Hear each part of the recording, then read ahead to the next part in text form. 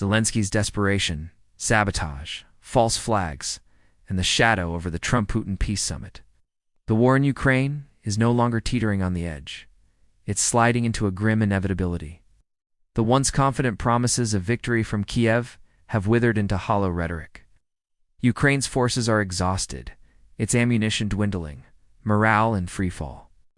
Western leaders, who once spoke with unshakable conviction, now mutter about realistic expectations. Code for admitting the war is being lost.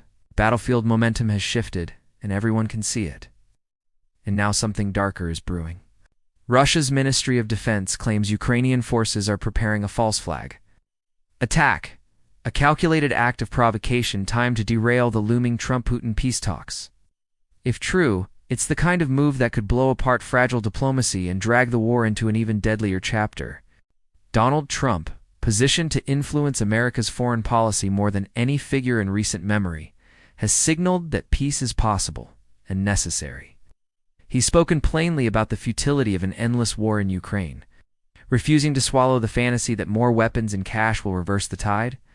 But that vision of peace is a death sentence for Volodymyr Zelensky's political survival.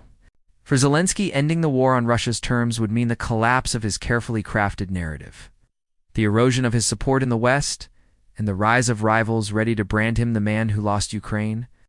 Backed into such a corner, the temptation to ignite a crisis, even at the cost of Ukrainian lives, grows dangerously plausible. History is littered with leaders who, facing political oblivion, chose chaos over surrender. False flags, staged attacks, and deliberate escalations are the desperate plays of regimes that have nothing left to lose. If Kiev triggers such an incident in the days before peace talks, it could poison the diplomatic well, spark outrage in Washington, and reignite large-scale fighting.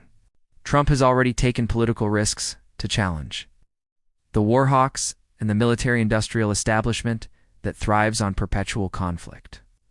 But in the coming weeks, he will face his greatest test: to hold the line against those who would manipulate events to snuff out any hope of ending this war.